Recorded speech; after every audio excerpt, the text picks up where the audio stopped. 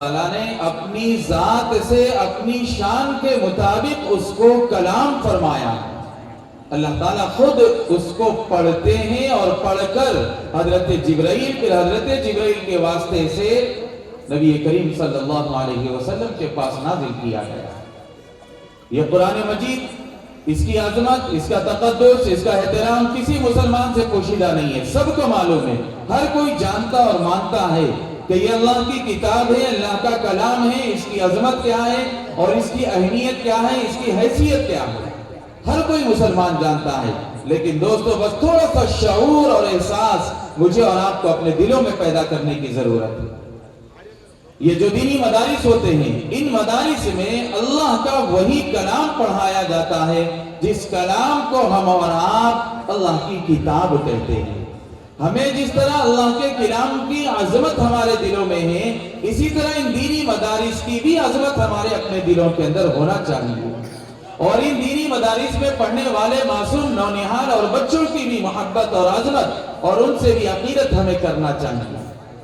ابھی کچھ دن پہلے حضرت مولانا عبدالقوی صاحب مدد اللہ العالی ایک مدرسے کے پروگرام میں فرما رہے تھے کہ اگر آپ کسی راستے سے گزر رہے ہیں اور وہاں آپ کو پتہ چل جائے کہ کوئی دینی مدرسہ ہے، اگر آپ کے پاس وقت ہے تو آپ گاڑی سے اتریں، مدرسہ اندر جائیں اور طلبہ سے ملاقات اور مصافحہ کر کے ایک نظر محبت کی ان کو دیکھ کر کے واپس آئیں تو اللہ تعالیٰ آپ کی نجات کا اس چیز کو ذریعہ بنا سکتا. اور آگے یوں بھی فرمایا کہ اگر آپ کے پاس اتنا وقت نہیں ہے کہ آپ اتر کر اندر جا کر طلبہ سے ملاقات کریں اور ان کو اپنی آنکھوں سے دیکھیں، تو باہر سے ہی اس دینی مدرسے کے در و دیوار کو دیکھ لینا، یہ بھی آپ کے لیے اللہ تعالیٰ ذریعہ نجات بنا سکتے ہیں. اس لیے دوستو، ہماری اپنی ضرورت ہے یہ دینی مدارس. ملک و ملت کے جو موجودہ حالات ہیں وہ مجھے بتانے کی ضرورت نہیں. ہر عقل مند انسان، ہر پڑھا لکھا مرد و عورت سب جانتے ہیں کہ ہمارا ملک کس جانب جا رہا ہے. مدارس، مساجد، ہمارے مقابر، قبرستان، خانقاہیں، درگاہیں، ان ساری کی ساری چیزوں کے سلسلے میں آج دشمنان اسلام اور فرقہ پرستوں کی کیا ذہنیت ہے، ہم سب لوگ اس کو جانتے ہیں. ایسے پرفتن اور پرآشوب دور میں ان دینی مدارس کی قدر کرنا یہ میری اور آپ کی ذمہ داری ہے. ہم نہیں تو کون کرے گا بھائی ان کی قدر؟ ہم نہیں تو کون ان کا معاون بنے گا؟ ہمارا اور آپ کا تعاون اس مدرسے کو نہیں جائے گا تو کہاں جائے گا؟ میں اور آپ اس مدرسے کو چندہ نہ دیں گے تو پھر کہاں دیں گے؟ مدارس اور مساجد یہ قوم کی اور ملت کے ان حلال ایک ایک پیسوں سے چلنے والے مدرسے ہیں جہاں سے اللہ تبارک و تعالی قرآن کے حافظ، عالم دین، مفتیان کرام، محدثین، مفسرین، سارے کے سارے لوگوں کو اللہ تعالیٰ اپنے فضل سے تیار فرماتے ہیں. ہم نہ ہندو نہ مسلمان بناتے ہیں. یہاں ان مدارس کے اوپر آج کل جو الزام لگایا جاتا ہے کہ یہ دہشت گردی کے اڈے ہیں، یہاں پر ٹیررزم سکھلایا جاتا ہے وغیرہ وغیرہ، بہت سارے لوگ بہت کچھ بولتے ہیں. جتنی زبانیں ہیں اتنی باتیں ہیں. لیکن میں یہ کہنا چاہتا ہوں آج کے اس مدرسہ عربیہ تجوید القرآن کے اس سالانہ جلسے کے اسٹیج سے کہ ہم نہ ہندو نہ مسلمان بناتے ہیں، یہاں ہم تو انسان کو انسان بناتے ہیں. یہ جو چھوٹے چھوٹے ہیں وہی حرف جلی بنتے ہیں. یہ مدرسوں میں پڑھ پڑھ کر ہی ولی بنتے ہیں. ہمیں ان بچوں کی قدر کرنا چاہیے، محبت کی نگاہوں سے دیکھنا چاہیے. یہ میرے اور آپ کے ایمان کا ایک حصہ ہے دوستو کہ جس طرح ہم اللہ کے کلام کی عظمت کرتے ہیں، اللہ کا کلام جن بچوں کے سینوں میں آتا ہے ہمیں ان بچوں کی بھی قدر کرنا چاہیے، ان کو بھی عظمت اور محبت کی نگاہ سے دیکھنا چاہیے. آئیے آپ کے جذبات کی، آپ کی محبتوں کی قدر کرتے ہوئے میں مدرسہ عربیہ تجوید القرآن، اس کے اساتذہ، ذمہ داران، معلمین، طلبہ سب کی طرف سے ایک بار آپ کا دل کی گہرائیوں سے استقبال کرتا ہوں کہ آپ نے اپنی گناہ گو مصروفیات کو چھوڑ کر عشاء کے بعد آپ کے خوابگاہ میں جا کر آرام کرنے کا وقت ہے، باوجود اس کے آپ نے اللہ کے کلام سے منعقد ہونے والے یہاں اس پروگرام میں آپ نے اللہ کے کلام سے محبت کا ثبوت دینے کے لیے، مدارس سے محبت کا ثبوت دینے کے لیے، یہاں کام کرنے والے اساتذہ اور معلمین سے محبت کا ثبوت دینے کے لیے الحمدللہ آپ لوگ یہاں بیٹھے ہوئے ہیں. آئیے ہم اس پروگرام کا باضابطہ طور پر آغاز کرتے ہیں اسی اللہ کے کلام سے جس کلام کلام کے اندر اللہ تعالیٰ نے دلوں کو پھیرنے کی تاثیر رکھی ہے۔ یاد کیجئے سیدنا عمر بن خطاب رضی اللہ تعالیٰ عنہ کا واقعہ کہ ایمان کی دولت سے اللہ تعالیٰ نے ان کو کیسے سرفراز فرمایا، اور قرآن مجید کی ایک آیت ان کے کان میں پڑ گئی اور وہ دلوں تک اترتی چلی گئی، اللہ تعالیٰ نے ہدایت کو مقدر کر دیا، اور وہ نبی کریم صلی اللہ علیہ وسلم کی خدمت میں آ کر کے حلقہ بگوش اسلام ہو گئے اور اللہ کے نبی کے دست حق پرست پر بیعت کی اور مسلمان ہو گئے۔ میں گزارش کرتا ہوں قاری محمد رافع صاحب سے کہ وہ تشریف لائیں اور قرآن مجید کی آیات مبارکہ تلاوت کر کے ہمارے اس مقدس جلسے کا باضابطہ طور پر آغاز فرمائیں۔ قاری محمد رافع صاحب مدد اللہ العالی، میں خواہش کرتا ہوں کہ قرآن مجید کی تلاوت کریں۔ جو احباب دور السلام علیکم ورحمۃ اللہ وبرکاتہ۔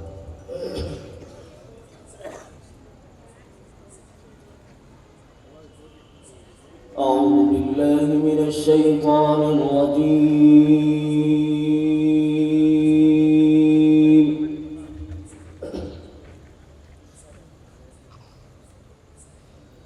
بسم اللہ الرحمن الرحیم۔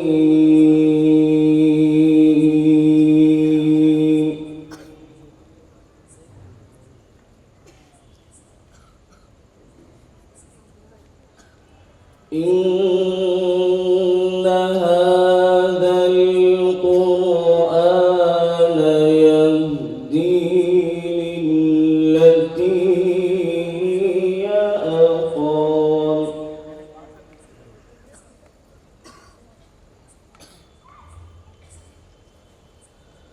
ويبشر المؤمنين الذين يعملون الصالحات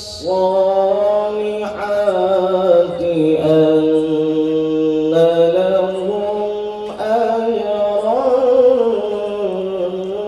كبيرا،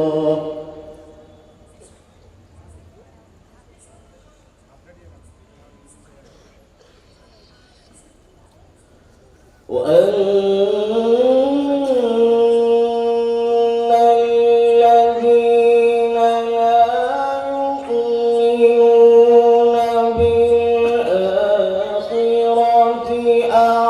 أعتدنا لهم عذابا أليما،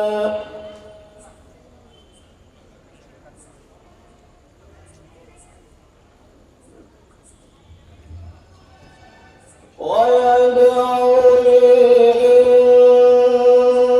الإنسان بالشر دعاءه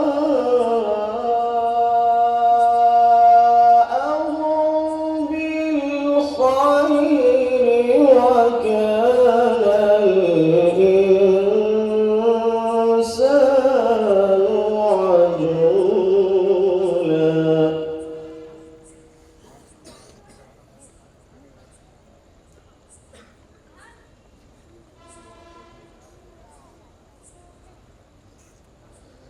إن هذا القرآن يهدي للتي هي أقوم،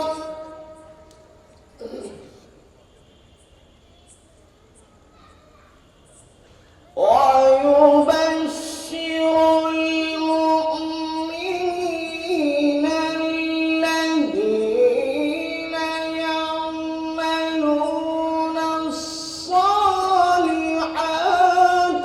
أن لهم أجرا كبيرا،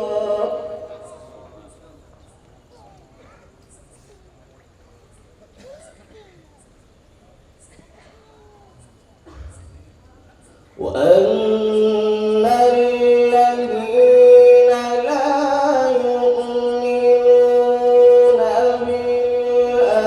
بالآخرة أعتدنا لهم عذابا أليما،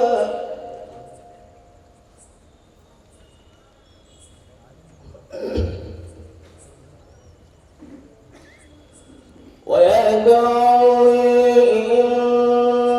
الإنسان بالشر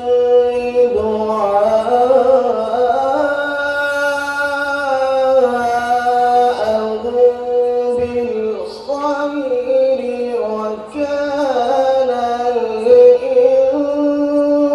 الإنسان عجولا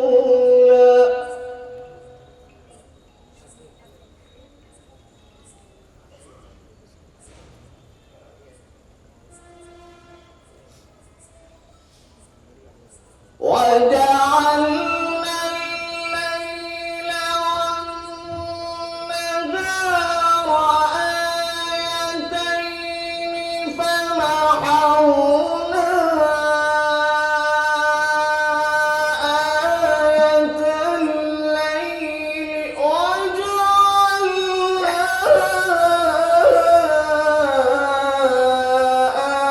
آية النهار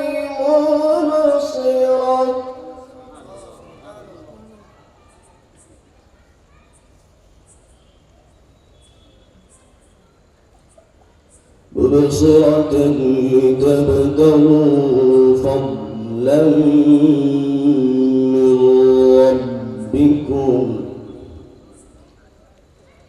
ولتعلموا عدد السنين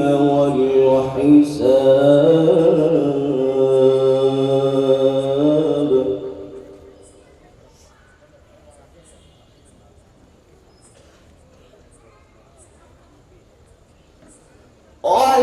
وجعلنا الليل والنهار آيتين فمحونا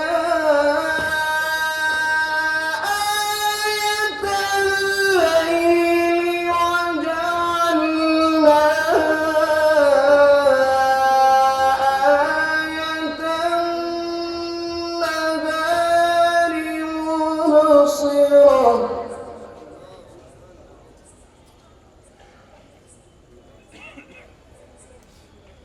مبصرة لتبتغوا فضلا من ربكم ولتعلموا عدد السنين والحساب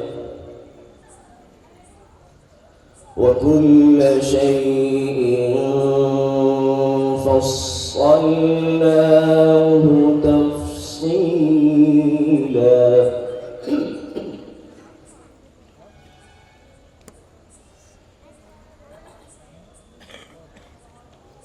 وكل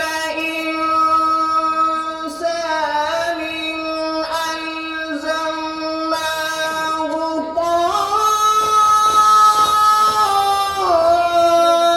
طائره في عنقه ونخرج له يوم القيامة كتابا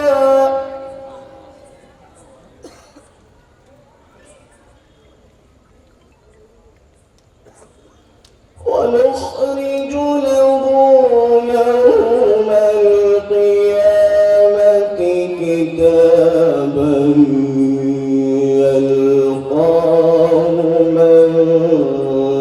منشورا اقرأ كتابك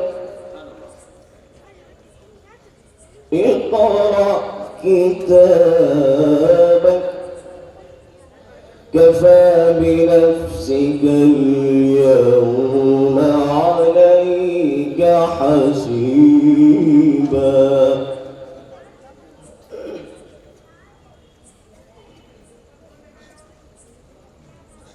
وكل إنسان ألزمناه طائره في عنقه ونخرج له يوم القيامة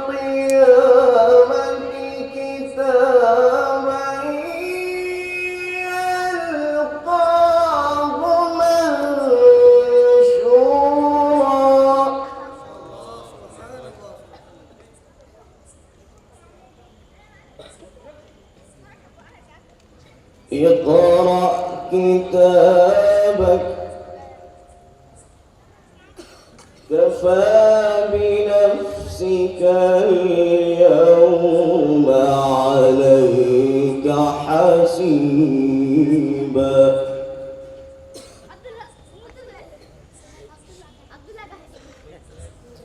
من اهتدى فإنما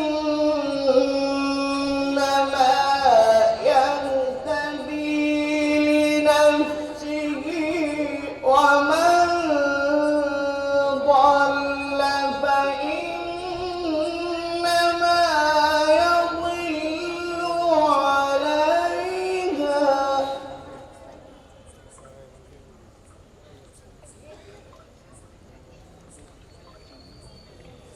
ولا تزر وازرة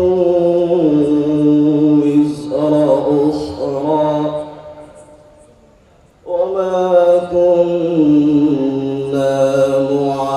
معذبين حتى نبعث رسولا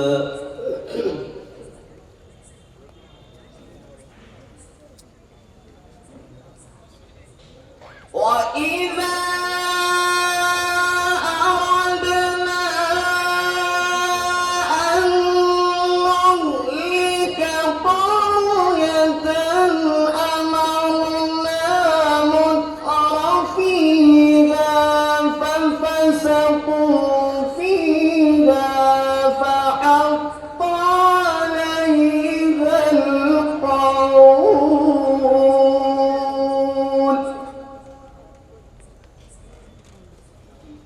فحق عليها القول فدمرناها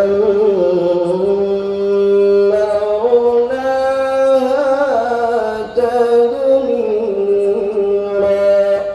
صدق الله العظيم.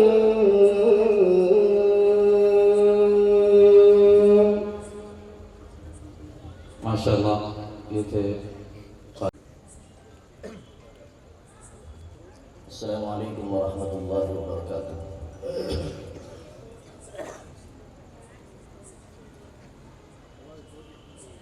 أعوذ بالله من الشيطان الرجيم.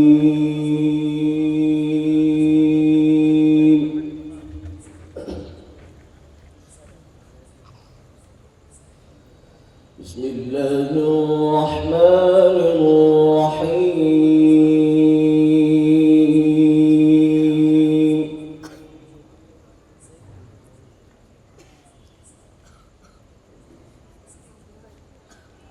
إن هذا القرآن يهدي للتي هي أقوم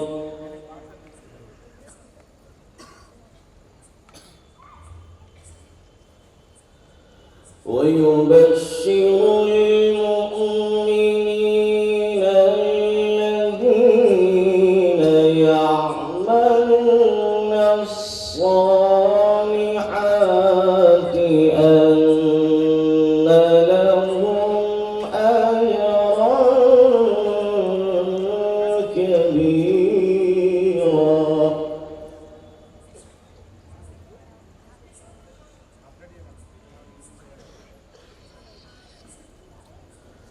وأن الذين لا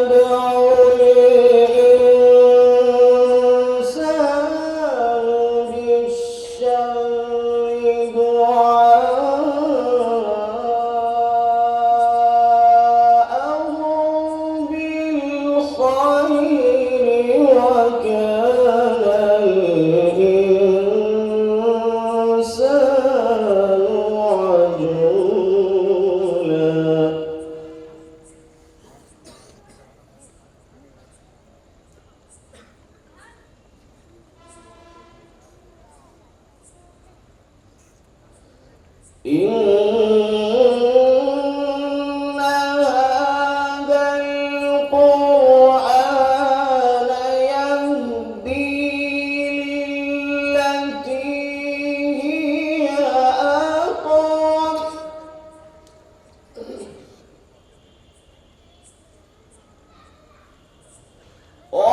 ويبشر المؤمنين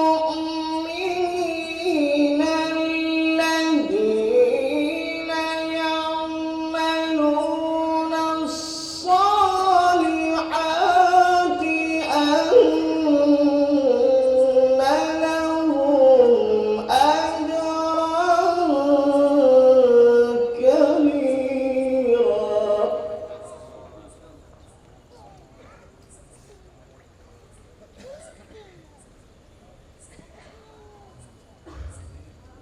وأن الذين لا يؤمنون بالآخرة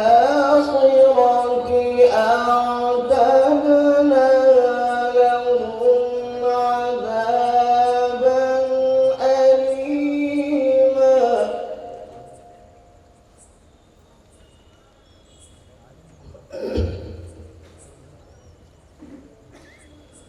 ويدعو الإنسان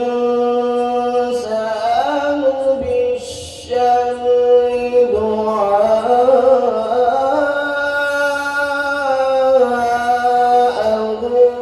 بالخير وكان الإنسان عجولا.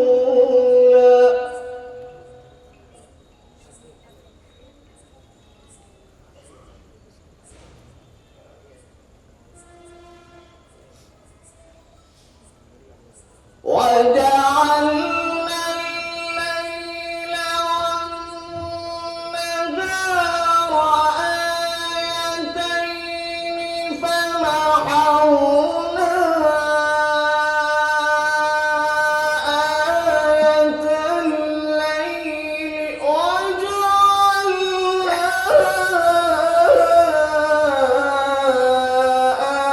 آية النهار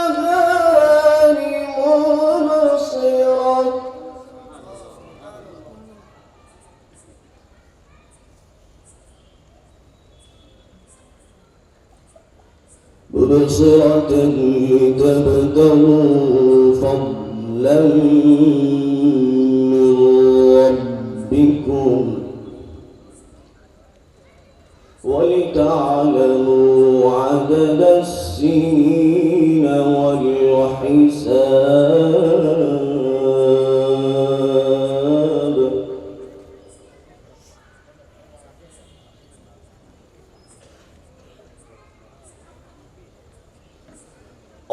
وجعلنا الليل والنهار آيتين فمحونا آية الليل وجعلنا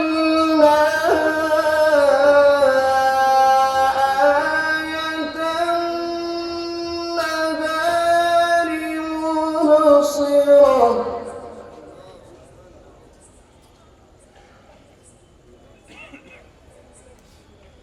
مبصرة لتبتغوا فضلا من ربكم ولتعلموا عدد السنين والحساب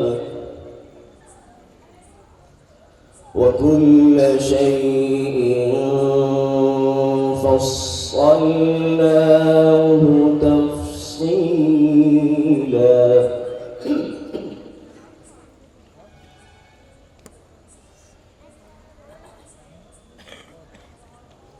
وكل إنسان ألزمناه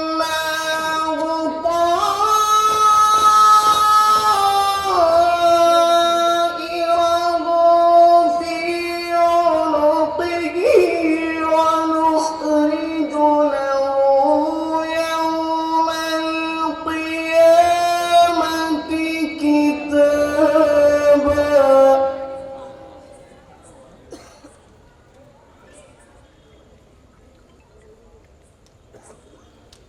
ونخرج له يوم القيامة كتابا يلقاه منشورا اقرأ كتابك اقرأ كتابك كفى بنفسك اليوم عليك حسيبا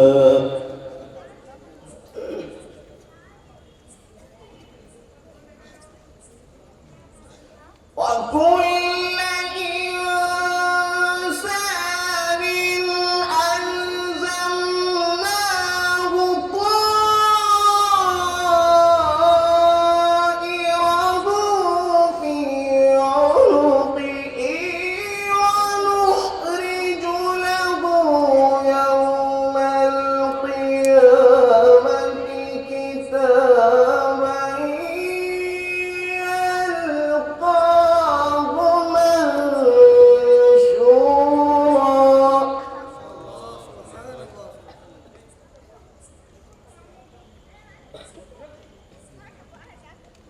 اقرأ كتابك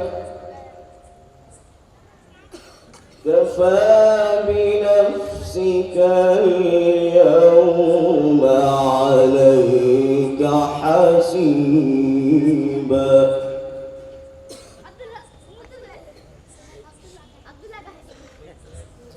من اهتدى فإنما يهتدي لنفسه ومن ضل فإنما يضل عليها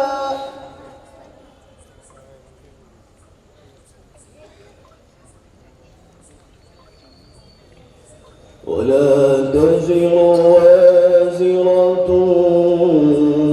وزر أخرى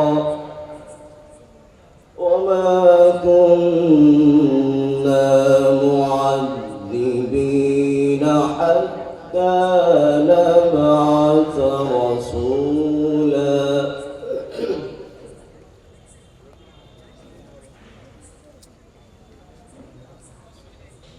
وإذا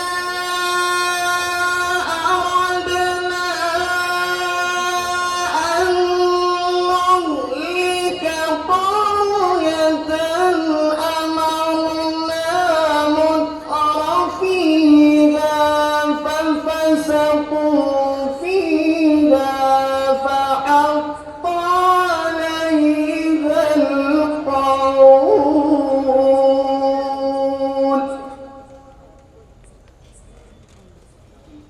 فحق عليها القول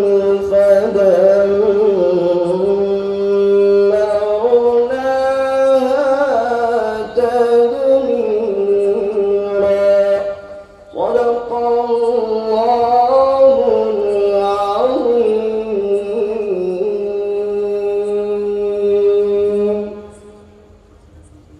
माशाअल्लाह ये थे मैं से गुजारिश करता हूँ कि तशरीफ़ रखें इंशाअल्लाह उसके बाद नाते नबी सल्लल्लाहु अलैहि वसल्लम पेश की जाएगी उसके बाद इंशाअल्लाह हज़रत मौलाना अब्दुल कवी साहब मद्दज़िल्लहुल आली जिनको सुनने के लिए हम और आप दूर और देर से तशरीफ़ रखे हुए हैं हज़रत मौलाना का खिताब होगा और उसके बाद जो दो तलबा इकराम जिनका तकमील हिफ्ज़ आज हो रहा है उनकी दस्तारबंदी होगी फिर उसके बाद इंशाअल्लाह दीगर मेहमानों का खिताब होगा। मैं ख्वाहिश करता हूँ मौलाना अब्दुल सलाम साहब से कि वो तशरीफ़ लाएँ और नबी करीम सल्लल्लाहु अलैहि वसल्लम की शान में चंद अशआर नज़राने अक़ीदत पेश करें। अस्सलामु अलैकुम व रहमतुल्लाहि व बरकातुहू। ज़िक्र खुदा में हरदम रहना सबके बस की बात नहीं, ख्वाहे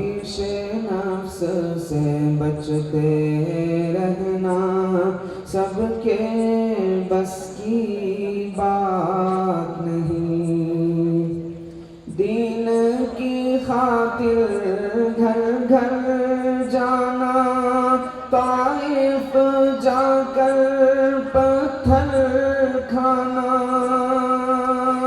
دین کی خاطر گھر گھر جانا، طائف جا کر پتھر کھانا، پھر بھی دعائیں دیتے رہنا، سب کے بس کی بات نہیں، انگلی سے اشارہ چاند کی جانب سارے انسان کرتے ہیں، انگلی سے اشارہ چاند کی جانب سارے انسان کرتے ہیں، انگلی سے چاند کے ٹکڑے کرنا، سب کے بس کی بات نہیں، اصحاب نبی تو سب کے سب مخلوق میں سب سے افضل ہے، اصحاب نبی تو سب کے سب مخلوق میں سب سے افضل ہے، صدیق کے جیسا عاشق ہونا، سب کے بس کی بات نہیں، اصحاب پیغمبر دین کے اوپر جانے قربان کرتے ہیں، اصحاب پیغمبر دین کے اوپر جانے قربان کرتے ہیں،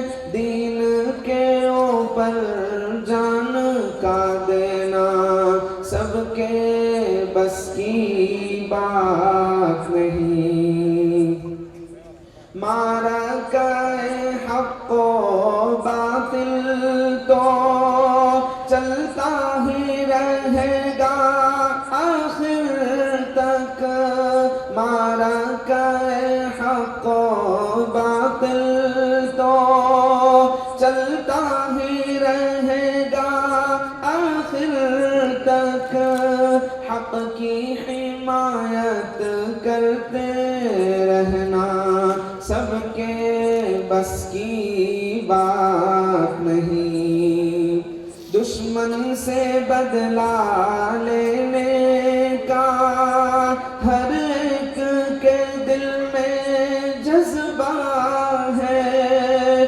دشمن سے بدلہ لینے کا ہر ایک کے دل میں جذبہ ہے، دشمن کو گلے سے اپنے لگانا، سب کے بس کی بات نہیں، عشق نبی کا دعویٰ تو آسان بہت ہے اے ثاقب، عشق نبی کا دعویٰ تو آسان بہت ہے اے ثاقب، فرمان نبی پر عامل رہنا، سب کے بس کی بات نہیں، ذکر خدا میں ہر دم رہنا، سب کے بس کی بات نہیں، خواہش نفس سے بچتے رہنا، سب کے بس کی بات نہیں۔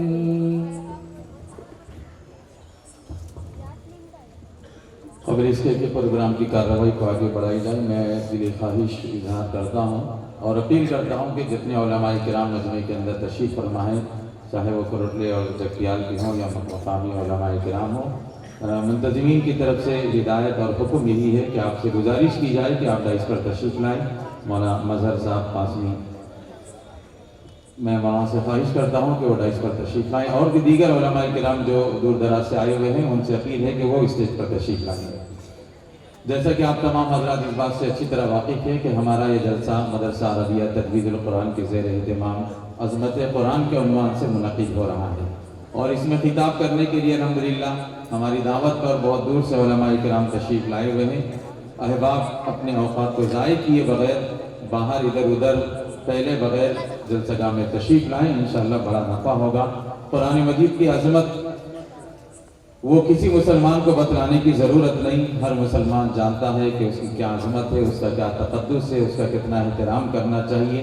اور اسی کے ذیل میں یہ بات بھی بتائی جاتی ہے کہ قرآن مجید کی جہاں تعلیم دی جاتی ہے یعنی دینی مدارس، اور جن طلبہ اکرام کو قرآن مجید پڑھایا جاتا ہے یعنی اس مدرسے کے طلبہ، ان سب سے محبت کرنا اور عقیدت کے ساتھ ان کے ساتھ رہنا اور محبت بھری نگاہوں سے ان کو دیکھنا، ان کے لیے دعائیں کرنا، اور ہر اعتبار سے ان کے ہمیں معاون بننا چاہیے. دامے درم قدم سفن جس اعتبار سے بھی ہو، اللہ تعالیٰ نے جیسے جیسے مواقع فراہم کیے ہیں ہمیں ہر اعتبار سے دینی مدارس کا معاون بننا چاہیے.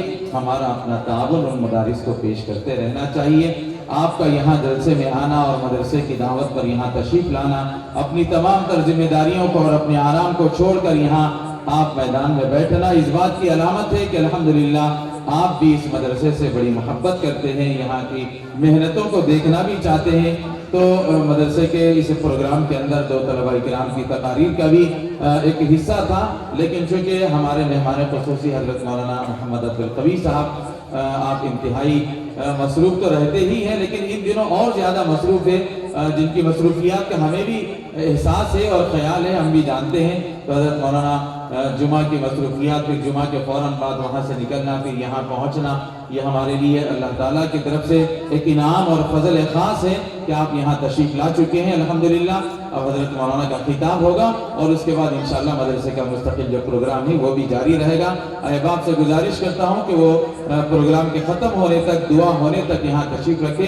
حضرت مولانا کا خطاب ہوگا، اس کے بعد دو طلبہ کرام حافظ محمد رضوان ابن محمد اعجاز صاحب اور اسی طرح حافظ عبدالعزیز ابن عبدالسلام صاحب، ان دو طلبہ کرام کا ختم قرآن ہوگا، دستار بندی ہوگی اور اس کے بعد انشاءاللہ پروگرام جاری رہے گا. احباب سے خواہش کرتا ہوں کہ وہ قریب قریب ہو کر کے تشریف لائیں.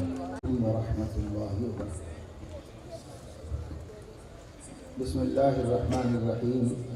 الحمد للہ رب العالمین، والصلاة والسلام على أشرف الأنبياء وسادة الأتقياء وسيد المرسلين خاتم النبيين محمد وعلى آله وأهل بيته وصحبه أجمعين.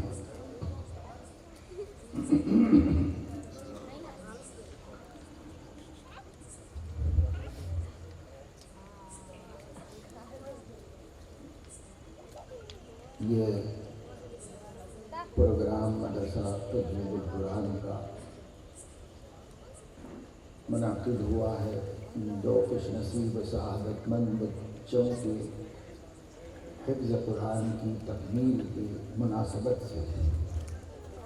اس پروگرام میں الحمدللہ بہت جلیل اور قابل علماء کرام موجود ہیں اور ان کے بیانات اور خطابات سے بھی آپ لوگوں کو استفادہ کرنا ہے.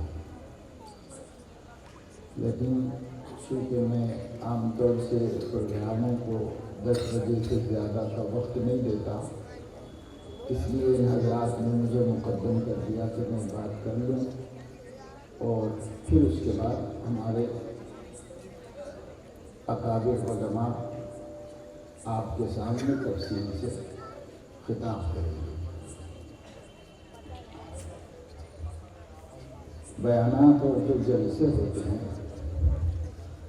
اس کا دو حصہ ہوتا ہے، ایک بولنے والا اور باقی سننے والے. بولنے والے اور سننے والوں کے درمیان میں جو رابطہ ہوتا ہے وہ نگاہوں کا رابطہ ہے، یعنی ہماری آنکھیں آپ کو دیکھتی ہیں اور آپ کی آنکھیں ہمیں دیکھیں۔ آج تو سائنس نے بھی یہ بات مان لی ہے کہ مقرر تقریر کرتا ہے، کوئی بھی کوئی بات بیان کرتا ہے، لیکچر دیتا ہے، تو اس کے ہاتھوں کی حرکت کے وقت اس کی انگلیوں سے کچھ شعاعیں نکلتی ہیں اندیکھی، جو سامنے والے کے قلوب کو متاثر کرتی ہیں، اور آنکھوں سے بھی جو روشنی نکلتی ہے وہ گفتگو کے ساتھ سامنے والوں کو متاثر کرتی ہے۔ یہ بات بزرگوں نے تو بار بار کہی تھی، لیکن اب سائنس بھی اس کو تسلیم کرتی ہے، اس تحقیق پر آ رہی ہے۔ مگر وہ لائٹ کی سیٹنگ کرنے والے جو لوگ ہوتے ہیں وہ ہمارا خیال تو نہیں کرتے، کیمرے میں ان کا خیال ضرور ہے۔ اس کیمرے والے کو سامنے لائٹ چاہیے مقرر پر بہت تیز، تاکہ وہ اس کو صحیح سے تصویر لے سکے، اور اس کی روشنی کی وجہ سے یہاں کون بیٹھا ہوا ہے یہ بھی نہیں معلوم، صرف یہ لوگ دکھ رہے مجھے، یہ جو سامنے بیٹھے ہوئے یہ دکھ رہے۔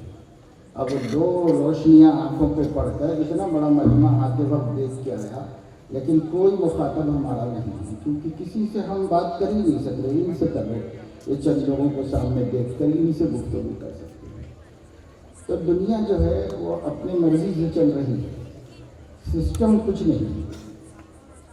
سسٹم اصل تو بیانات کا مقصد عالم کے اور پبلک کے درمیان رابطے کا قائم ہے۔ اب دیکھیے اتنا بڑا مجمع میری آنکھوں کے سامنے، یہ 2 لائٹیں بند کی گئی تو یہ مجمع میری آنکھوں کے سامنے ہے۔ اب میں بات کروں گا تو آپ لوگوں سے کروں گا، ورنہ لائٹ کے آگے یہ 2 لائنوں میں بیٹھے یہی دکھ رہے ہیں، انہی سے بات کر سکتا۔ اب سارے مسلمان ہمارے سامنے ہیں ماشاءاللہ، ہر ایمان والے کے اندر ایمان کا نور ہے، وہ بہت کافی ہے روشنی کے واسطے۔ قرآن مجید کی ایک آیت ہے جس پر میں تھوڑی سی بات کروں گا۔ قال اللہ تبارک و تعالی اعوذ باللہ من الشیطان الرجیم قل یا ایہا الناس قد جاءتکم موعظۃ من ربکم وشفاء لما فی الصدور وہدی ورحمۃ للمؤمنین قل بفضل اللہ وبرحمتہ فبذلک فلیفرحوا هو خیر مما یجمعون۔ صدق اللہ العظیم۔ قابل احترام علماء کرام، معزز دوستوں، بزرگوں اور پردہ نشین بہنوں بیٹیوں، اللہ تبارک و تعالی شانہ نے ہم لوگوں کو مسلمان بنایا ہے، اس سے بڑی ہماری کوئی خوش قسمتی نہیں، ہماری کوئی پہچان نہیں۔ لوگ اپنی پہچان کے لیے کیا کیا نسبتیں رکھ لیں، لیکن کوئی نسبت ہمارے مسلمان ہونے کی نسبت سے بڑی ہماری نہیں ہو سکتی۔ انا مسلم، میں مسلمان ہوں، اس سے بڑی ہماری کوئی پہچان نہیں۔ اسی سے ہم قیامت میں، دنیا میں، ہر جگہ عزت دار ہیں، باوقار ہیں، باکردار ہیں، سب اس لیے کہ میں مسلم ہوں۔ مسلمان ہونا ہماری سب سے بڑی نسبت ہے۔ اسلام ایک مذہب ہے، ایک دین ہے، اور دین اللہ کے ہاں پہلے بہت سے ہوئے ہیں، سچے دین بھی ہوئے ہیں برحق، جو اللہ نے آسمانوں سے بھیجے، لیکن اخیر میں جو دین اللہ نے بھیجا قرآن مجید کی شکل میں، اور سیدنا محمد رسول اللہ صلی اللہ علیہ وسلم کی صورت میں، اس دین کو اللہ نے قیامت تک کے لیے منتخب فرما دیا۔ جب دین اسلام کے احکام کی اللہ نے تکمیل فرما دی تو وحی نازل ہوئی، اليوم اکملت لکم دینکم واتممت علیکم نعمتی ورضیت لکم الاسلام دینا۔ آج کے دن میں نے تمہارے دین کو تم پر مکمل کر دیا اور اپنی نعمت ہدایت پوری کر دی، جو آدم علیہ السلام کے زمانے سے شروع ہو کر ترقی کرتی جا رہی تھی، دن بدن آگے بڑھتی جا رہی تھی، اس کا معیار اور اس کی کوالٹی میں اضافہ کیا جا رہا تھا۔ بندگی سکھائی گئی تھی آدم علیہ السلام کی نبوت سے بھی، اور بندگی کو کمال پر پہنچا دیا گیا حضرت محمد صلی اللہ علیہ وسلم کی نبوت۔ درمیان میں رفتہ رفتہ ترقی ہوتی ہے۔ اس بندگی اور عبدیت کی شان کو اللہ مختلف صفات سے متصف و مزین کرتے چلے گئے۔ ہوتے ہوتے ہوتے ہوتے جب یہ احسن، اکمل اور اجمل صورت پر آئی، حضرت محمد صلی اللہ علیہ وسلم جب اللہ کا آخری دین دے کر دیا، آخر اسی لیے کر دیا اس کو کہ اللہ کی اپنی چاہت میں جو سب سے کامل دین تھا وہ یہی ہے۔ اللہ کے علم و قدرت سے اس سے بھی کامل ہو سکتا ہے، لیکن اللہ کی مشیت اور حکمت میں جو سب سے کامل دین تھا، اپنے بندوں کو وہ جس شکل میں دیکھنا چاہتا تھا اس کو مکمل کر دیا حضرت محمد صلی اللہ علیہ وسلم کی مبارک سراپا کی شکل۔ آپ کا وجود دین مجسم ہے، سر سے لے کے پیر تک، صبح سے لے کے شام تک، ولادت سے لے کے وفات تک، اور گھر سے لے کے مارے گئے جہاد تک، ہر جگہ حضور علیہ السلام مجسم دین ہے، دین اسلام، دین اسلام کی چلتی پھرتی شکل۔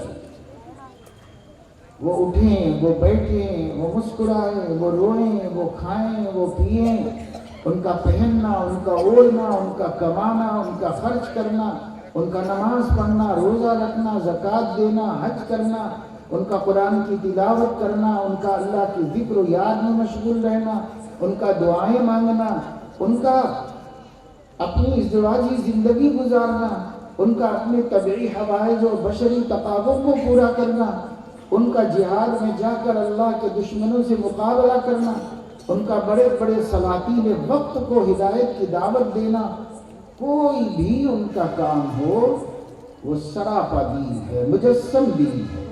آپ دین ہیں، آپ کی ہر حرکت و سکون دین اسلام ہے، اور جو کتاب آپ لائے ہیں وہ دین اسلام ہے۔ قرآن مجید دین اسلام ہے، نبی پاک صلی اللہ علیہ وسلم کا وجود مجسم دین اسلام ہے، اسی کو دین کہتے ہیں۔ یہ دین اللہ نے پسند فرما دیا ہے۔ ان الدین عند اللہ الاسلام، دین تو بھائی اب اللہ کے نزدیک اسلام ہے، اور کوئی دین دین کہلانے کے قابل نہیں۔ سینکڑوں ادیان عالم میں آج بھی موجود ہیں، بعض قدیم ہیں، تاریخی ہیں، اسلام سے بھی بہت پرانے ہیں۔ اسلام کی عمر تو 1,500 برس کی، اور بہت سے مذاہب ملک میں ایسے ہیں جن کی عمر 3,000 برس کی ہے، 4,000 برس کی ہے، 5,000 برس کی عمر ہے۔ ایسے بہت سے مذاہب ہیں۔ یہ جو مذاہب ہیں قدیم ہونے کے باوجود، پرانے ہونے کے باوجود اللہ کے ہاں دین نہیں کہلاتے۔ وہ قوموں کی تہذیب ہے، وہ قوموں کا کلچر ہے، وہ دین نہیں ہے۔ دین صرف وہ ہے جو سیدنا محمد رسول اللہ صلی اللہ علیہ وسلم لے کر آئے اور اپنی امت کو پہنچا کر دے، بس وہ دین ہے، اس کا نام اسلام ہے۔ اس مذہب کی طرف، اس دین کی طرف ہمارا منسوب ہونا ہماری سب سے بڑی عزت ہے، اور اس سے بڑی ہماری کوئی عزت نہیں۔ اس سے بڑی کوئی عزت نہیں کہ ہم مسلم ہیں، ہم مومن ہیں، اس سے بڑی کیا عزت ہو سکتی ہے؟ اہل اسلام کو ہمیشہ یہ بات ذہنوں میں مستحضر رکھنا چاہیے، میں کچھ بھی کہلاؤں وہ ہیچ ہے اور نیچ ہے اس کے مقابلے میں کہ میں مسلم کہلاؤں، اس سے اوپر کچھ نہیں۔ آپ ڈاکٹر کہلائیں، آپ انجینئر کہلائیں، آپ سائنٹسٹ کہلائیں، آپ ایجوکیشنلسٹ کہلائیں، آپ ٹیکنالوجسٹ کہلائے، آپ بہت بڑے ریفارمر کہلائے، آپ بہت بڑے بزنس مین کہلائے، آپ بہت بڑے پراپرٹی ہولڈر کہلائے، عالم کہلائے، حافظ کہلائے، مفتی کہلائے، فقیہ کہلائے، مجاہد کہلائے، عبادت گزار کہلائے، جتنی نسبتوں سے ہمیں جانا جا سکتا ہے، حاجی، نمازی، ان سب نسبتوں میں عالی نسبت اگر کوئی ہے تو میرا مسلمان ہونا ہے، تو میں مسلمان ہوں، میں ایک مسلم ہوں، یہ سب سے عالی نسبت ہے۔ اس سے اونچی کوئی نسبت کا تصور نہیں کر سکتا، یہ سب سے بڑی نسبت ہے۔ فخر کرو مسلمان کہ ہم مسلم ہیں، کسی چیز سے دبنے کی ضرورت نہیں، کسی مقام اور مرتبے سے ڈرنے کی ضرورت نہیں۔ ہوگا کسی کے پاس کچھ بھی، ہوگی کوئی سی دولت اربوں خربوں کی ہوگی، اڈانی امبانی کے جیسا کوئی مالدار ہوگا، اور اس سے بھی آگے جا کر کے جو دنیا میں عالمی اعتبار سے مال و دولت کے زمرے میں ٹین ٹاپ کہلاتے ہیں، سب سے اوپر کے 10، 5، 2 سب سے بڑا مال ہیچ ہے اس دولت کے مقابلے میں کہ جس کے پاس ایمان کی نعمت ہے اور جس کے پاس قرآن کی نعمت ہے۔ کچھ نہیں۔ ایلون مسک کے پاس کیا ہے؟ کچھ بھی نہیں ہے، وہ کوڑیاں جسے وہ لے کے بھی نہیں جا سکتا، جو اس کی بیماری دور نہیں کر سکتی، جو اس کے دماغی ٹینشن کو ختم نہیں کر سکتی، کیا ہے اس کے پاس؟ لیکن پوری میڈیا میں اس کا نام ہے۔ کیا ہے امبانی کے پاس، اڈانی کے پاس؟ ہمارے ملک کے اعتبار سے ٹاپرز ہیں، سب سے بڑے مالدار لوگ کہلاتے ہیں۔ کیا ان کی یہ دولتیں، ان کی یہ پراپرٹی، ان کی یہ مکانات، ان کی کاریں، ان کی گاڑیاں ان کے دل کی بے سکونی کو ختم کر سکتی ہیں؟ کسی سے بھی پوچھ لو، کسی کے پاس دوائے درد دل نہیں ہے، کسی کے پاس نہیں۔ وہ جو بیچتے تھے دوائے دل، وہ دکان اپنی بڑھا گئے، وہ ہمارے نبی حضرت محمد صلی اللہ علیہ وسلم۔ قرآن کہہ رہا ہے، آپ کہہ دیجئے نبی صلی اللہ علیہ وسلم کے لوگوں، ساری دنیا کے لوگوں، تمہارے پاس آ گئی ہے اللہ کی طرف سے، کیا آ گئی ہے؟ موعظۃ من ربکم وشفاء لما فی الصدور، تمہارے رب کی طرف سے تمہاری ہدایت کا سامان، تمہارے رب کی طرف سے تمہیں سیدھا رستہ دکھانے کا ذریعہ، تمہارے رب کی طرف سے تمہاری دنیا اور آخرت کی کامیابی کا وسیلہ آ چکا ہے۔ جاءتکم موعظۃ من ربکم، اور یہ جو موعظت آئی ہے یہ صرف موعظت ہی نہیں ہے، وشفاء لما فی الصدور، یہ دلوں کی سکون کا سامان۔ کتنا بے چین کوئی بندہ ہو جائے، کتنا بے چین کوئی بندہ ہو جائے، اگر سکون ملنے کی کوئی دوا اس دنیا میں ہے تو قرآن کریم ہے، کلام الہی ہے۔ قرآن خود اعلان کرتا ہے، الذین آمنوا وتطمئن قلوبهم بذکر اللہ الا بذکر اللہ تطمئن القلوب، اہل ایمان کے قلوب یاد الہی سے مطمئن رہتے ہیں، سکون پاتے ہیں، سرور حاصل کرتے ہیں۔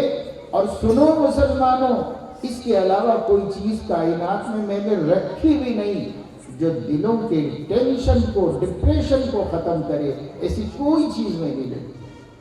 کتنی دوائیں کمپنیوں میں بن رہی ہیں، کتنے سائنٹسٹ ریسرچ کر رہے ہیں کہ ڈپریشن کا کیا حل ہے، ڈپریشن کا کیا علاج ہے، تو کوئی علاج نہیں ہے۔ ڈاکٹر صاحب دوا لکھتے ہیں، زیادہ سوچو مت، زیادہ فکر مت کرو، پریشان مت رہو، اور یہ دوا ہم لکھ رہے ہیں مگر زیادہ دن مت کھاؤ، کیونکہ ہلاکت کا سبب ہے، وہ شفا نہیں ہے۔ تو ڈاکٹر کہتا ہے ٹینشن مت لو، اگر ٹینشن ہی کے لیے تو آیا ہے وہ، اب اس کو آپ بول رہے کہ ٹینشن مت لو، یہ کون سی دوا ہے؟ فکروں سے پریشان ہو کے آیا ہے تو آپ بول رہے زیادہ فکر مت کرو، تو اس کے پاس فکروں کے کچھ چیزیں ہیں جس سے وہ پریشان رہتا ہے۔ اب مت کرو بولنے سے مت کرو پر عمل ہو سکتا ہے؟ نہیں ہو سکتا، وہ مطمئن نہیں ہوگا، وہ دوا بھی، اور کچھ نیند کا غلبہ ہو جانے کے واسطے ٹیبلٹ لکھ دیتے ہیں، اور وہ کھاتا ہے تو اس کو نیند آ جاتی ہے، سو جاتا ہے، تو کہتے ہیں علاج ہو رہا ہے۔ کیا علاج ہو رہا ہے؟ اور اسی لیے ڈاکٹر ڈر کے مارے کہ کہیں زیادہ کھا لیں گا اور مر جائے گا، کیونکہ وہ دوائیں ایسی ہیں کہ اگر زیادہ کھا لیا تو مر ہی جائے گا، اس لیے پہلے ہی بول دیتے ہیں اتنی دوا کھانا، اور زیادہ دن مت کھائیے، اس کی عادت مت ڈال لیجیے، یہ کہتے ہیں۔ یہ بیماری ایسی ہے، دلوں کی بے چینی، دلوں کی پریشانی، ذہن کا منتشر رہنا، ایسی بیماری ہے کہ اللہ نے اس کی دوا دنیا میں کہیں نہیں رکھی ہے، کسی کے پاس نہیں ہے سوائے قرآن کے۔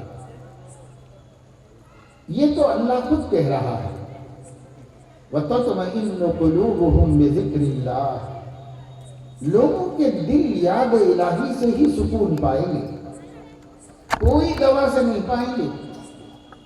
1,00,000 روپے کا انجیکشن ہو، 5 لاکھ روپے کا انجیکشن ہو، کسی صاحب نے ابھی بتایا مجھے کہ سب علاج ہو چکے، اب ڈاکٹر میری پریشانی کو دیکھ کر یہ کہہ رہا ہے کہ ایک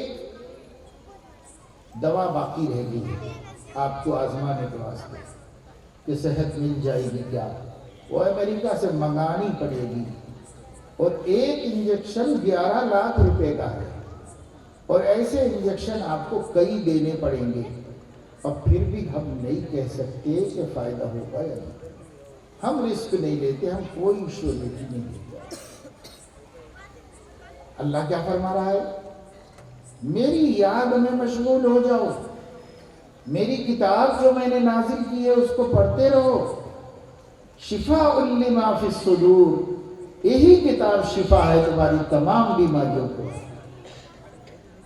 حضور اکرم صلی اللہ علیہ وسلم نے دعا مانگی، اللہم اجعل القرآن العظیم ربیع قلبی ونور بصری وجلاء حزنی وذہاب ہمی وغمی۔ اب جتنی چیزیں ہو سکتی تھی نا وہ سب اس پہ حضور نے جمع کر دی۔ انسان غم سے نجات پانا چاہا، انسان فکروں سے نجات پانا چاہ رہا ہے، انسان صحت مند رہنا چاہ رہا ہے، انسان اپنی تمام پریشانیوں کا حل نکالنا چاہ رہا ہے، انسان اپنے دل کو باغ و بہار دیکھنا چاہ رہا ہے، مطمئن اور مسرور رہنا چاہ رہا ہے، یہی سب چاہ رہا ہے۔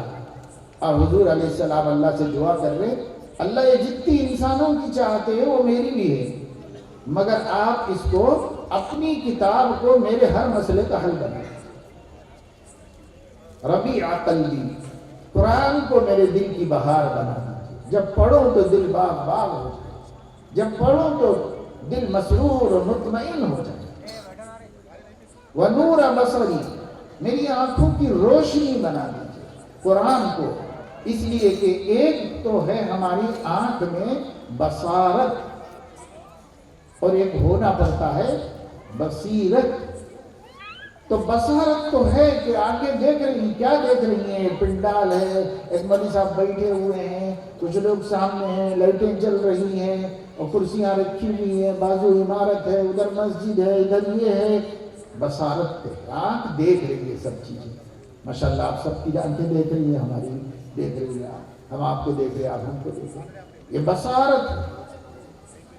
بصارت صرف اللہ کی مخلوق کے ظاہر کو دیکھ سکتی ہے، اس کی حقیقت کو نہیں دیکھ سکتی۔ ایک آنکھ کی ضرورت ہے بصیرت. بصیرت، اور بصیرت کہتے ہیں جو کچھ مظاہر ہمیں نظر آ رہے ہیں، اس مظہر کے پردے میں چھپا ہوا محبوب وہ ہم کو نظر آ رہا ہے. کوئی بھی چیز دکھے اس کے پیچھے کوئی چھپا ہوا ہے، اس چھپے ہوئے کو ہم دیکھ لیں، اور وہ ہے ہمارا مولا، ہمارا مالک، ہمارا محبوب. ہر چیز کے پیچھے وہ چھپا ہوا ہے، ہر چیز اس کی قدرت کا مظہر ہے، ہر چیز اس کی قدرت کا اظہار ہے. فی کل شیء لہ آیۃ تدل علی انہ واحد. ہر چیز اس کی قدرت کی نشانی اور اس کی وحدانیت کا اعلان ہے اور اس کی دعوت ہے. ہر چیز، کسی چیز کو دیکھو آپ کو خدا کی توحید سمجھ میں آئے، کسی چیز کو بصیرت کی آنکھ سے دیکھو، تدبر کی نگاہ سے دیکھو. ذرہ بے مقدار ہو یا آفتاب عالمتاب ہو، یہ اچھلتی کودتی چشمے، یہ بہتے ہوئے ندیاں، اور یہ دریا، اور یہ ٹھاٹے مارتا سمندر، یہ لہلہاتی کھیتیاں، اور یہ پھلوں سے لدے ہوئے باغات، یہ صاف ستھری سڑکیں، ان پر دوڑتی ہوئی بے انتہا قیمتی کاریں اور گاڑیاں اور بسیں اور ریلیں، اور فضاؤں میں اڑنے والے پرندے اور ہوائی جہاز، اور دنیا میں جو بھی ہے، حقیر سے حقیر چیز کو دیکھو اور بڑی سے بڑی مخلوق کو دیکھو.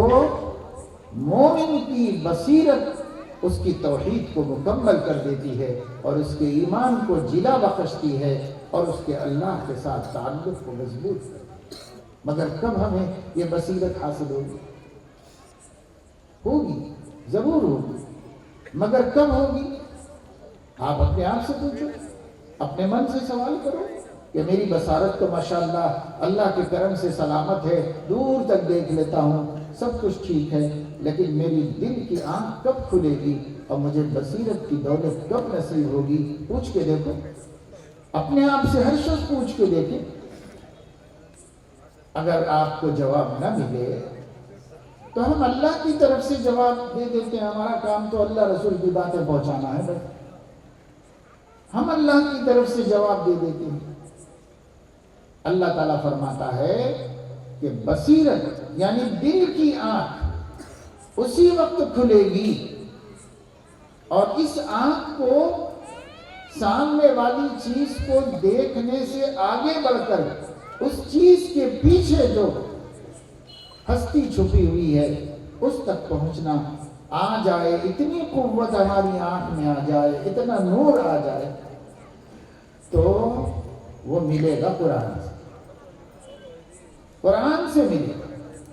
اس لیے حضور علیہ السلام فرما رہے ہیں نور قلبی اجعل القرآن العظیم نور قلبی. پہلے فرمایا کہ اجعل القرآن العظیم ربیع قلبی، میرے دل کی بہار بنا دیجیے. بہار یعنی بہت اچھا موسم ہوتا ہے، ٹھنڈا ٹھنڈا سا صبح کے وقت میں، اور بارش میں اور سردیوں میں سہانا وقت ہوتا ہے. جب سہانا وقت ہوتا ہے تو طبیعت سر سے لے کے پیر تک لے کر انگ کو لذت اور خوشی اور حیات ملتی ہے. آدمی چاہتا ہے ہمیشہ ایسا ہی قائم رہے، اس کو ربیع کہتے ہیں، بہار کا سیزن. ان تجعل القرآن العظیم ربیع قلبی، اللہ پاک قرآن کو میرے دل کی بہار بنا دیجیے. ونور بصری، اور میں آنکھوں کی روشنی بنا دیجیے. میری مجبوری یہ ہے کہ میں جس چیز کو دیکھ رہا ہوں آنکھ وہیں جا کے تھک جا رہی ہے، اس کو اس کے آگے جانا چاہیے لیکن اس کے آگے جا نہیں پا رہی ہے. اس لیے قرآن کو میری آنکھوں کی روشنی بنا. وجلاء حزنی، میرے غم جتنے بھی ہیں، میری فکریں جتنی بھی ہیں، اور سارے غموں کا اس کو حل بنا دیجیے. وذهاب ہمی و غمی، میرے فکروں اور میرے غموں اور میری پریشانیوں کے لے کے چلے جانے کا ذریعہ قرآن کو بنا دیجیے کہ جب میں قرآن پڑھوں تو ہر فکر رخصت ہو جائے. جب میں قرآن پڑھوں تو میرے دل میں باغ و بہار آ جائے. جب میں قرآن پڑھوں تو میری آنکھیں حقائق کو دیکھنے کے قابل ہو جائیں، ساری کائنات کو میں کتاب توحید سمجھ کر پڑھوں، ہر چیز مجھے میرے رب کی توحید کی طرف سبق دیتی رہے اور میں اس کو پہچانتا رہوں۔ مجھے یہ نعمت دے دیجیے، قرآن کو ایسا بنا دیجیے میرے حق میں۔ کیا ہم سمجھتے ہیں کہ ایسا حضور کے حق میں نہیں تھا قرآن؟ حضور صلی اللہ علیہ وسلم کے حق میں قرآن ایسا ہی تھا، جو ان کا حال تھا اس حال کو وہ دعا بنا کر امت کو سکھا رہے ہیں کہ تم بھی ایسا کرو، کہ قرآن کو سب کچھ بنا لو، سب کچھ بنا لو قرآن کو۔ لیکن آج مسلمان قرآن نہیں پڑھتے، مہینے سے مسلسل مدرسوں کے جلسوں میں ہی سمجھو کوئی رات چھوڑ کے ہر رات یا دن میں مدرسے کا جلسہ، مدرسے کا جلسہ، بچے حافظ ہو جائیں، بچے حافظ ہو جائیں۔ کل خود ہمارے بھی مدرسے کا جلسہ تھا، 117 بچے قرآن مجید کا حفظ مکمل کیے اور ان بچوں کا ختم قرآن ہوا، اور علماء نے بھی بات کی، تھوڑی سی بات میں نے بھی کی۔ کافی بڑا مجمع شہر کا جمع تھا، بچوں کے سرپرست، بچوں کی مائیں، بڑی تعداد میں خواتین سب۔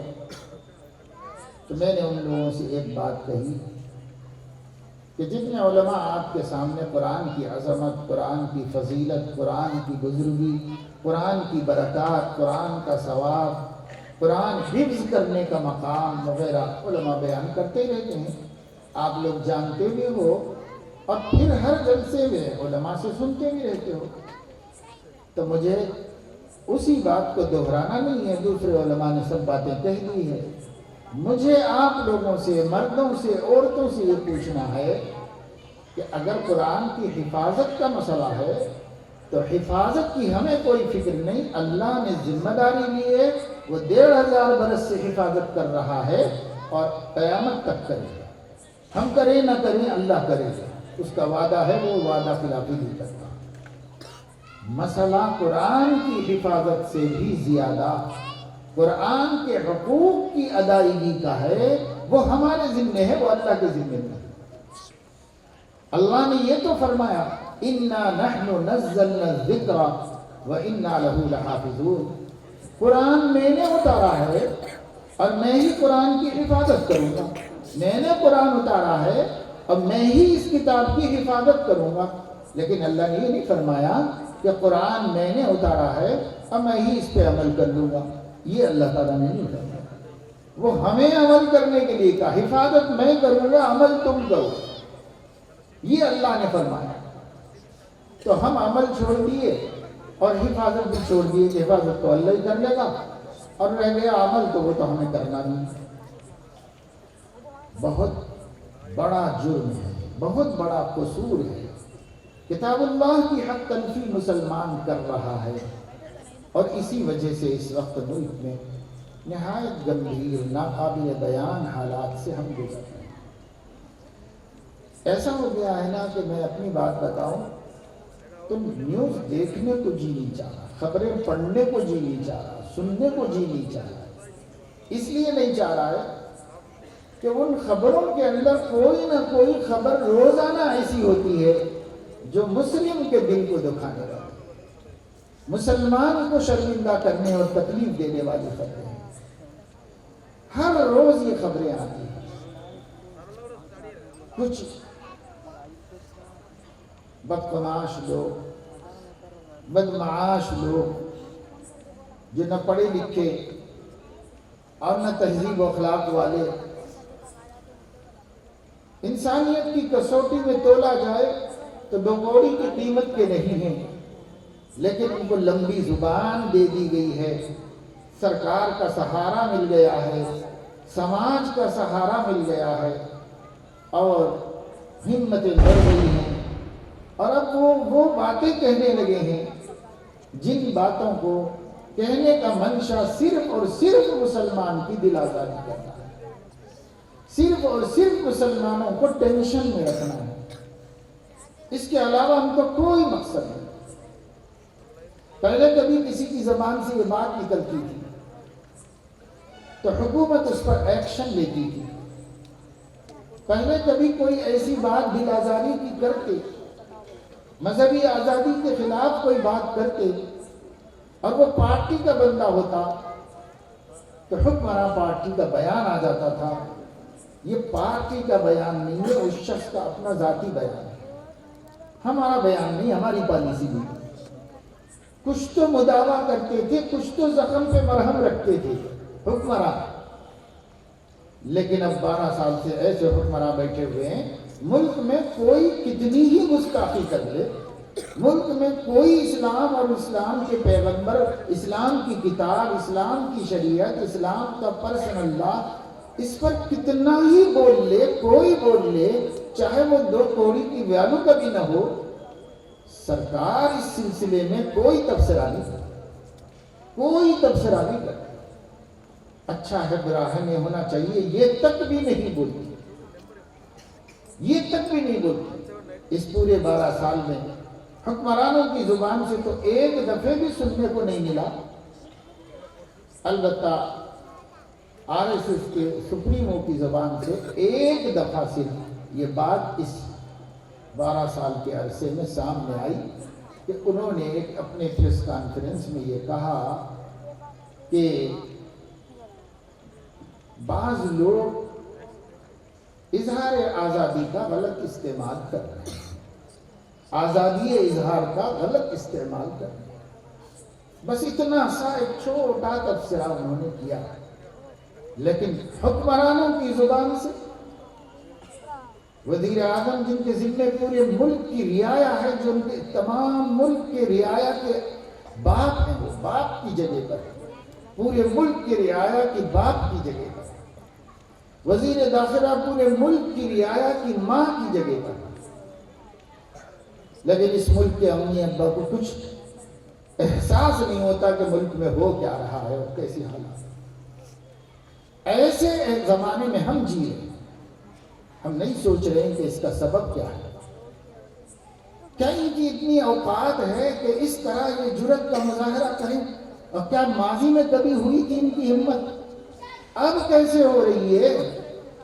تو کوئی تو سبب ہوگا. ہم پہلی نظر میں یوں کہیں گے کہ صاحب ان لوگوں کی حکمرانی ہے، ان کے MPs بہت ہیں، وہ جو چاہے کر سکتے ہیں، طاقت ان کے پاس ہے، فوج ان کے پاس ہے، پولیس ان کے پاس ہے. اب ان کے خیالات ایسے ہیں، ان کی آئیڈیالوجی یہ ہے، تو اب کیا کر سکتے؟ اپوزیشن کمزور ہے، فلاں فلاں فلاں جو آپ کہیں. ہو سکتا ہے وہ سب باتیں صحیح ہوں، وہ بھی اپنی جگہ ٹھیک ہوں، لیکن حقیقی سبب یہ ہے کہ اس ملک کے مسلمانوں نے اب کچھ عرصے سے اللہ کی کتاب پر ظلم کرنا شروع کیا. کتاب اللہ پر، کلام اللہ پہ ظلم ہو رہا ہے. کتنے گھر ایسے ہیں جن میں قرآن پڑھا جاتا ہے، اتنے مسلمان آئے، قرآن ہی کے نام پہ آئے ماشاءاللہ، اور آپ لوگ پڑھتے بھی ہوں گے قرآن. لیکن اگر میں اس مجمع سے بھی پوچھوں تو اکثریت وہ ہے جس نے آج قرآن نہیں پڑھا. حالانکہ آج جمعے کا دن تھا تو سورہ کہف بھی پڑھ لیے ہوتے. فجر کے بعد یاسین شریف پڑھتے تھے پہلے لوگ. ہر جمعے کو مؤذن صاحب جھاڑو جھٹکا کرنے کے بعد چھوٹے چھوٹے سورہ کہف کے پارے وہ پر کتابیں جگہ جگہ رکھتے تھے، پوری مسجد میں پھیلا کے رکھتے تھے مؤذن صاحب. کیوں؟ اس واسطے کہ لوگ جلدی آتے تھے اور سورہ کہف پڑھ لیتے تھے خطبے سے پہلے. فجر میں مؤذن صاحب اذان دیتے ہی یاسین کی چھوٹی چھوٹی کتابیں وہاں پھیلا کے رکھ دیتے تھے، کیونکہ فجر پڑھ کے مسلمان یاسین شریف پڑھ کے جاتے تھے. اب مسجدوں میں سب سرکاری نمازی آتے ہیں، گھنٹہ بجتے ہی نماز پڑھی، وہ گھنٹہ بجتے ہی نکل کے چلے گئے، ختم. قرآن سے کیا مطلب؟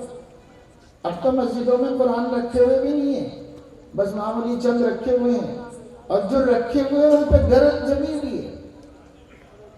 ہمارے ایک عزیز عالم دین ہے حضرت مولانا احمد عبید الرحمن صاحب،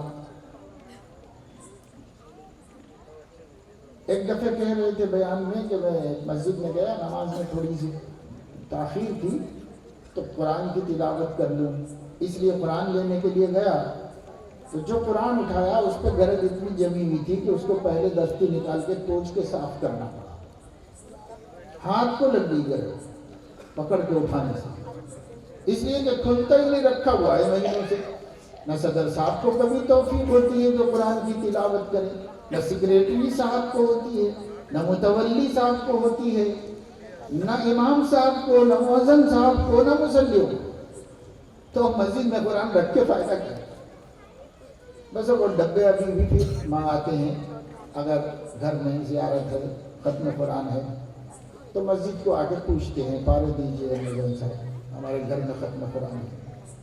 تو پاروں کا ڈبہ پھر بھی کچھ کبھی کبھی کام آ جاتا ہے، اس کے کام آنے کے واسطے بھی ایک مسلمان کو مرنا پڑتا ہے۔ جب ایک مسلمان مرتا ہے تو وہ مسجد کے پاروں کے ڈبے کام آتے ہیں، نہیں مرا کوئی تو کام بھی نہیں آتے۔ زندوں کے لیے ہے ہی نہیں وہ کتاب، سب مردوں کے لیے ہو گئی ہے کتاب۔ لا حول ولا قوت الا باللہ۔ بڑی حق تلفی ہو رہی ہے اللہ کی عظیم کتاب، بڑی حق تلفی ہو رہی ہے۔ روز پڑھنے کا نبی نے حکم دیا تھا، ایک دن ناغا نہیں ہونا چاہیے، تم کسی بھی حالت میں ہو قرآن کی تلاوت ناغا نہیں ہونی چاہیے۔ تب پڑھنے نہیں آتا تو کیا پڑھیں گے؟ میں نے کل ہمارے حافظ ہونے والے بچوں سے بھی، ان کی ماؤں سے کہا، تمہارا بیٹا، تمہارا لخت جگر، جس کو تم اتنے دن تک، اتنے برس تک اپنے سے دور کر کے پیار، ممتا اور محبت کی قربانی دے کر مدرسے میں رکھا، اور بیچارہ قاعدہ پڑھا، ناظرہ پڑھا، حفظ کیا، کوئی 5 سال سے ہے، کوئی 6 سال سے ہے، کوئی 7 سال سے، اب جا کے حافظ بن رہا ہے۔ اتنے دن، اتنے برس ماں ہو کر تم نے قربانی دی اور اس کو مدرسے میں رکھ کے حافظ بنایا۔ یہ بچہ تجوید کے ساتھ جید مجود حافظ بن کے اب تمہارے گھر میں آ رہا ہے۔ تو میں نے پوچھا کہ اس کی ماں سے، اس کی خالہ سے، اس کی بہن سے، اس کی نانی سے، اس کی دادی سے میں پوچھنا چاہ رہا ہوں کہ کیا اس بچے کو جو حافظ بنا کر تم گھر لے جا رہے ہو، لے جانے کے بعد اپنے اس بچے سے اپنا قرآن درست کر لو گے کہ ہمیں نہیں پڑھنا آتا بیٹا سکھا دے؟ میں تیری ماں ہوں، 9 مہینے پیٹ میں رکھ کر تکلیف پہ تکلیف اٹھا کے تجھے جنم دیا ہے اور اپنا خون دودھ بنا کے تجھے پلایا ہے۔ میرے پیارے بیٹے، تجھے قرآن پڑھنا آ گیا، تیری ماں کو ابھی تک نہیں آتا، ذرا سکھا دینا مجھے قرآن پڑھنا، میں سیکھ لوں گی تجھ سے۔ دادی کہے کہ بیٹا مرنے جا رہا ہوں، تو میرا پوترا ہے پیارا، تجھے دیکھ کے میں آنکھیں ٹھنڈی کرتی ہوں، میری قرآن نہیں صحیح ہے، ذرا میرے قرآن درست کرا دے۔ کیا کریں گے آپ؟ کیا کر رہے ہیں حافظوں کے گھر کی عورتیں؟ ان کے باپ، ان کے دادا، ان کے چچا، ان کے ماموں، جن کو ابھی تک قرآن پڑھنا نہیں آیا، کیا وہ قرآن پڑھنا سکھا رہے ہیں اپنے بچوں کو؟ اپنے بچوں سے خود سیکھ رہے ہیں؟ نہیں سیکھے۔ اس لیے بھائی قدر کرو، اپنے بچے حافظ بنے تو کم سے کم اس گھر کے سب لوگوں کو تجوید سے قرآن پڑھنا آنا چاہیے، کیونکہ ہمارے مدرسوں میں بچوں کو باتجوید قرآن سکھایا جاتا ہے۔ اب گھر کے ہر عورت کو، مرد کو آ جانا چاہیے ان کے ذریعے سے۔ اگر آپ یہ نہیں کریں گے تو اللہ قیامت میں آپ سے پوچھے گا۔ چلو بھائی کوئی بھی نہیں تھے تم کو پڑھانے والے تو کچھ تو عذر تھا تمہارے پاس، اب تو تمہارا ہی گھر کا بچہ حافظ قرآن عالم دین ہے، اب کیوں نہیں سیکھا تم نے؟ اب کیوں نہیں؟ کیا جواب دو گے مجھے؟ تو نہ باپ جواب دے سکے گا، نہ ماں جواب دے سکے گا۔ اس لیے بھائی یہ ظلم بند کرو، اللہ کی کتاب، سارے مسائل کا حل، ان مظالم کا خاتمہ ہے کتاب اللہ پر۔ سب مسلمان مل کے ظلم کرتے ہیں، ایک آدھ کوئی ڈنمارک میں وہاں یہاں کوئی پاگل بے وقوف بے ادبی کر دیا تو ہم کو جوش آتا ہے، لیکن اس جوش کے وقت ہم یہ نہیں سوچتے کہ خود کون سا ادب کر رہے ہیں قرآن کا۔ کیا یہ قرآن بند کر کے رکھ دینا اس کا ادب ہے؟ یہ قرآن کو گھر میں کسی کو پڑھنا نہ آنا اس کا ادب ہے؟ ہم کون سا ادب کر رہے ہیں؟ اور جب ہم ادب نہیں کر رہے ہیں، کوئی دوسرا بے ادبی کر رہا ہے، وہ تو بے ایمان ہے۔ ہم ایمان والے جب ادب نہیں کر رہے تو اللہ کو غصہ بے ایمانوں پر نہیں آتا، اللہ تعالیٰ کو غصہ اپنوں پر آتا ہے کہ میرے اپنے ہو کر ایسا کیوں کر رہے ہیں۔ اگر آپ کہیں جا رہے ہوں، کوئی رستہ چلنے والا آدمی کو آپ کو برا بھلا کہہ دے، بدتمیزی کر دے، تو آپ اس کو ورحمۃ اللہ وبرکاتہ۔ بسم الله الرحمن الرحيم.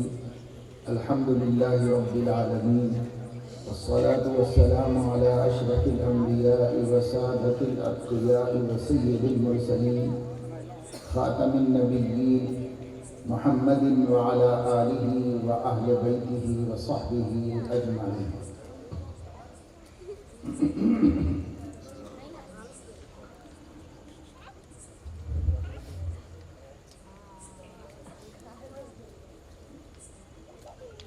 یہ پروگرام مدرسہ تجوید القرآن کا منعقد ہوا ہے دو خوش نصیب و سعادت مند بچوں کے حفظ قرآن کی تکمیل کی مناسبت سے. اس پروگرام میں الحمدللہ بہت جلیل اور قابل علماء کرام موجود ہیں اور ان کے بیانات اور خطابات سے بھی آپ لوگوں کو استفادہ کرنا ہے. لیکن چونکہ میں عام طور سے پروگراموں کو 10 بجے سے زیادہ کا وقت نہیں دیتا، اس لیے ان حضرات نے مجھے مقدم کر دیا کہ میں بات کر لوں اور پھر اس کے بعد ہمارے اکابر علماء آپ کے سامنے تفصیل سے خطاب کریں گے. بیانات اور جو جلسے ہوتے ہیں اس کا 2 حصہ ہوتا ہے، ایک بولنے والا اور باقی سننے والے. بولنے والے اور سننے والوں کے درمیان میں جو رابطہ ہوتا ہے وہ نگاہوں کا رابطہ ہے، یعنی ہماری آنکھیں آپ کو دیکھتی ہیں اور آپ کی آنکھیں ہمیں دیکھتی ہیں. آج تو سائنس نے بھی یہ بات مان لی ہے کہ مقرر تقریر کرتا ہے، کوئی بھی کوئی بات بیان کرتا ہے، لیکچر دیتا ہے، تو اس کے ہاتھوں کی حرکت کے وقت اس کی انگلیوں سے کچھ شعاعیں نکلتی ہیں اندیکھی جو سامنے والے کے قلوب کو متاثر کرتی ہیں، اور آنکھوں سے بھی جو روشنی نکلتی ہے وہ گفتگو کے ساتھ سامنے والوں کو متاثر کرتی ہے. یہ بات بزرگوں نے تو بار بار کہی تھی، لیکن اب سائنس بھی اس کو تسلیم کرتی ہے، اس تحقیق پر آ رہی ہے. مگر وہ لائٹ کی سیٹنگ کرنے والے جو لوگ ہوتے ہیں وہ ہمارا خیال تو نہیں کرتے، کیمرے میں ان کا خیال ضرور ہے. اس کیمرے والے کو سامنے لائٹ چاہیے مقرر پر بہت تیز، تاکہ وہ اس کو صحیح سے تصویر لے سکے، اور اس کی روشنی کی وجہ سے یہاں کون بیٹھا ہوا ہے یہ بھی نہیں معلوم، صرف یہ لوگ دکھ رہے مجھے، یہ جو سامنے بیٹھے ہوئے یہ دکھ رہے. اب 2 روشنیاں آنکھوں پہ پڑ کر اتنا بڑا مجمع آتے وقت دیکھ کے آیا، لیکن کوئی مخاطب ہمارا نہیں ہے، کیونکہ کسی سے ہم بات کر ہی نہیں سکتے. ان سے کر رہے یہ چند لوگوں کو سامنے دیکھ کر ان سے گفتگو کر سکتے ہیں. تو دنیا جو ہے وہ اپنی مرضی سے چل رہی ہے، سسٹم کچھ نہیں. سسٹم اصل تو بیانات کا مقصد عالم کے اور پبلک کے درمیان رابطے کا قائم ہے. اب دیکھیے اتنا بڑا مجمع میری آنکھوں کے سامنے، یہ 2 لائٹیں بند کی گئی تو یہ مجمع میری آنکھوں کے سامنے ہے.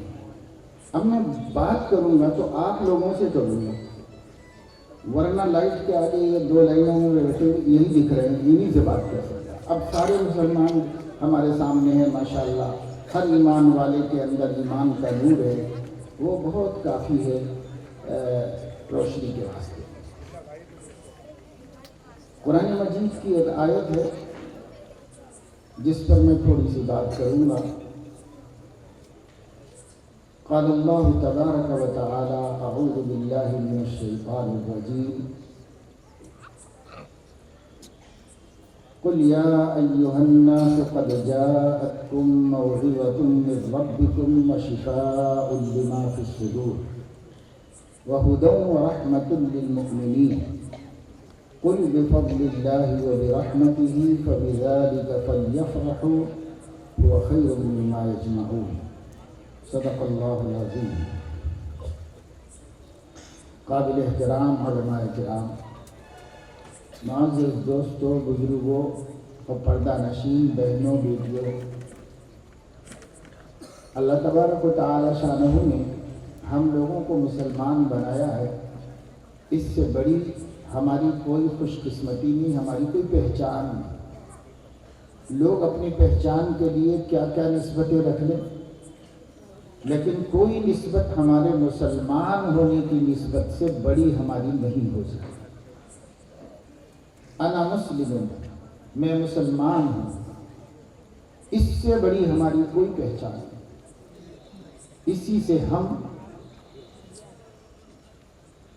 قیامت میں، دنیا میں، ہر جگہ عزت دار ہیں، باوقار ہیں، باکردار ہیں، سب اس لیے کہ میں مسلم ہوں۔ مسلمان ہونا ہماری سب سے بڑی نسبت ہے۔ اسلام ایک مذہب ہے، ایک دین ہے، اور دین اللہ کے ہاں پہلے بہت سے ہوئے ہیں، سچے دین بھی ہوئے ہیں برحق، جو اللہ نے آسمانوں سے بھیجے، لیکن اخیر میں جو دین اللہ نے بھیجا قرآن مجید کی شکل میں اور سیدنا محمد رسول اللہ صلی اللہ علیہ وسلم کی صورت میں، اس دین کو اللہ نے قیامت تک کے لیے منتخب فرما دیا۔ جب دین اسلام کے احکام کی اللہ نے تکمیل فرما دی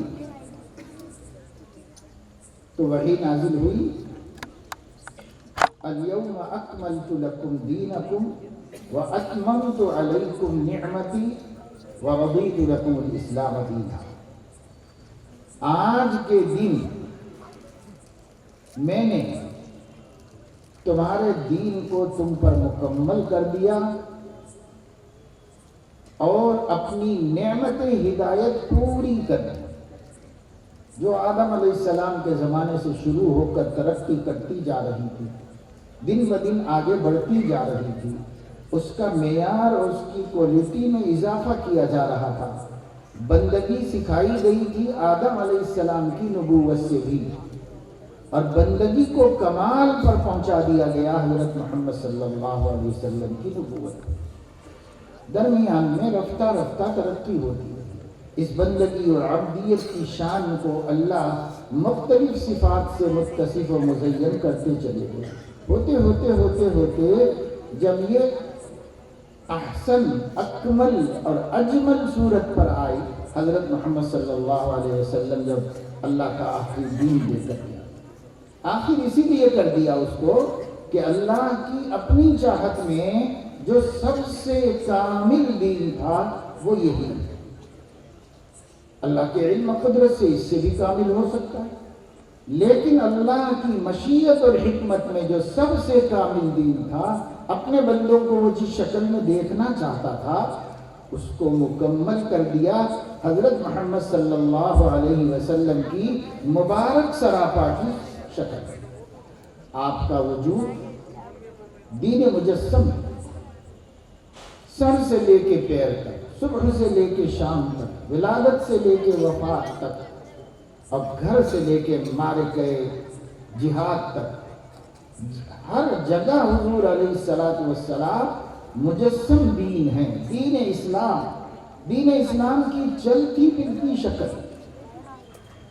وہ اٹھیں، وہ بیٹھیں، وہ مسکرائیں، وہ روئیں، وہ کھائیں، وہ پئیں، ان کا پہننا، ان کا اوڑھنا، ان کا کمانا، ان کا خرچ کرنا، ان کا نماز پڑھنا، روزہ رکھنا، زکوٰۃ دینا، حج کرنا، ان کا قرآن کی تلاوت کرنا، ان کا اللہ کی ذکر و یاد میں مشغول رہنا، ان کا دعائیں مانگنا، ان کا اپنی ازدواجی زندگی گزارنا، ان کا اپنے طبعی حوائج اور بشری تقاضوں کو پورا کرنا، ان کا جہاد میں جا کر اللہ کے دشمنوں سے مقابلہ کرنا، ان کا بڑے بڑے سلاطین وقت کو ہدایت کی دعوت دینا، کوئی بھی ان کا کام ہو وہ سراپا دین ہے، مجسم دین ہے۔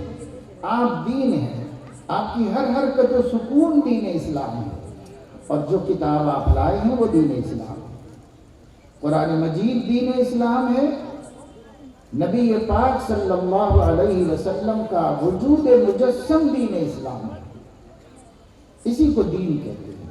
یہ دین اللہ نے پسند فرما دیا ہے، ان الدین عند اللہ الاسلام، دین تو بھائی اب اللہ کے نزدیک اسلام ہے، اب کوئی دین دین کہلانے کے قابل نہیں۔